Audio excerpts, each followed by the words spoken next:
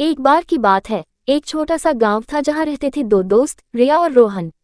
दोनों ही बहुत ही जिज्ञासु थे।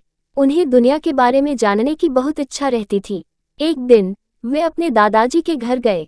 दादाजी बहुत ही बुद्धिमान थे और उन्हें कहानियां सुनाना बहुत पसंद था। उन्होंने बच्चों को एक पुरानी किताब दिखाई। किताब बहुत ही खास थी। उसके पन्ने चमकते हुए लगते थे। दादाजी ने बताया कि यह किताब एक खजाने की खोज की कहानी कहती है। खजाना बहुत ही कीमती था और उसे पाने के लिए कई चुनौतियों को पार करना पड़ता था। रिया और रोहन बहुत उत्साहित हो गए। वे तुरंत ही खजाने की खोज पर निकल पड़े।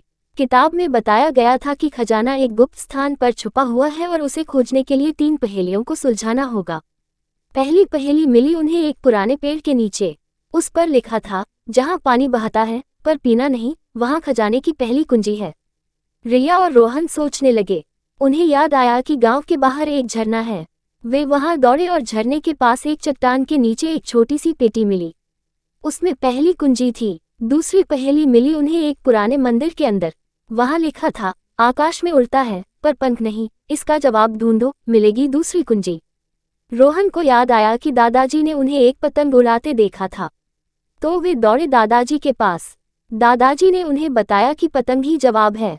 मंदिर के एक कोने में पतंग के आकार की एक जगह थी। वहां उन्हें दूसरी कुंजी मिली। तीसरी और आखिरी पहेली मिली उन्हें एक पुराने किले के खंडहर में। उस पर लिखा था, जिसकी कोई शुरुआत नहीं और कोई अंत नहीं, उसी में छुपा है खजाना। रिया और रोहन बहुत सोचे पर समझ नहीं पाए।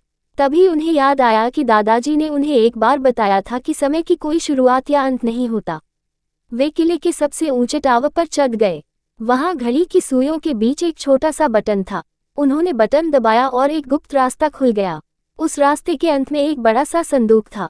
उन्होंने दोनों कुंजियों से संदूक खोला। अंदर एक खूबसूरत ताज था, लेकिन वह सोने या चांदी का नहीं था, बल्कि ज्ञान का ताज था। उसमें कई किताबें और नक्शे थे।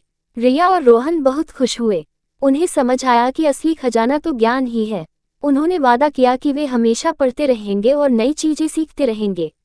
इस तरह रिया और रोहन की खोज एक साहसिक यात्रा से बदल गई एक ज्ञानवर्धक सफर में, और वे हमेशा के लिए दोस्त बन गए। थैंक यू दोस्तों, अगर आपको यह वीडियो अच्छा लगा हो तो लाइक एंड सब्सक्राइब कीजिए यहाँ चैनल। Thanks for watching.